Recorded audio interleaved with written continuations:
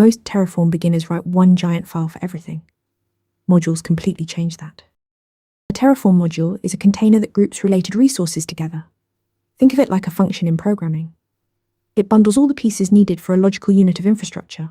For example, a VPC module might include the virtual network subnets and routing tables, all packaged as one cohesive unit. The real power of modules is reusability.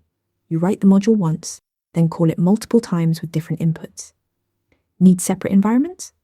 Call your VPC module once for dev, once for staging, and once for production. Each call receives its own set of values. Modules communicate through variables and outputs. Variables are the inputs. They let callers pass values in to customize behavior, like the CIDR block or the AWS region.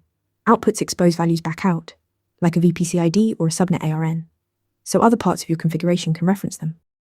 Every Terraform configuration has a root module. That is simply your working directory's .tf files. When you call another module from inside it, that becomes a child module.